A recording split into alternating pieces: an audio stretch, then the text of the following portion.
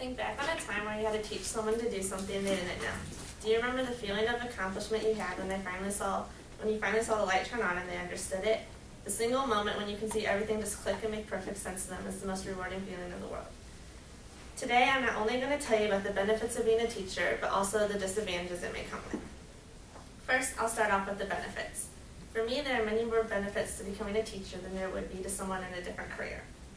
I believe being a teacher is more than just teaching the children different subjects they need to learn. It is about knowing and having an impact on the child's life. Teachers not only teach their students the fundamentals, but also have an influence on how they can grow up. Also, teachers get to do what they love, and that is being with the children. There's nothing more rewarding than not only being with the children every day, but watching them learn and grow.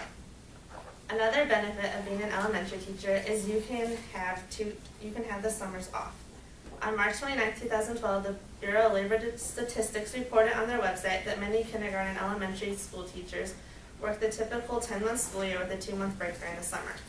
Therefore, teachers have just as much time to enjoy the summers as the kids do.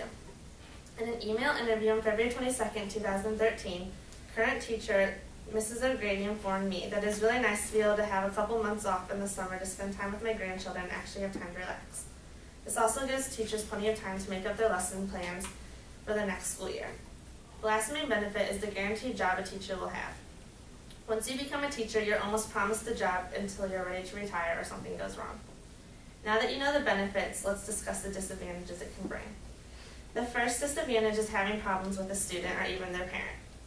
Stated in October 2009 on the Teacher's Corner, as difficult as children can be, calling their parent can be just as difficult if their parent responds to your phone call in a negative way.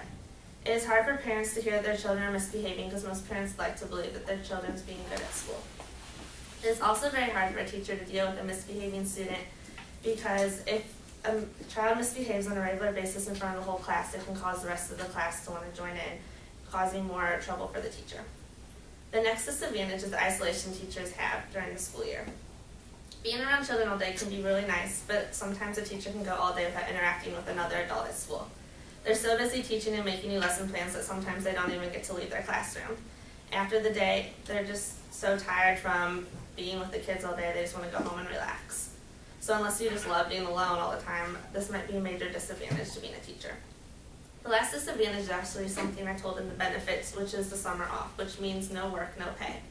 2 months off without pay can really take an effect on a teacher's financial status, and some just can't handle that. With that being said, many teachers get summer jobs to help support them. In an email interview in February 2013, Allison Bearden, a newer teacher, shared with me, "I have to say it is nice to have the summers off, but I do have to teach a summer program to make sure I have enough income." As I close this speech, I'd just like to remind you that there are many advantages and disadvantages that come with being a teacher. Weighing out the bad with the good, I still would like to become a teacher because it's always been my dream. Thank you for your time.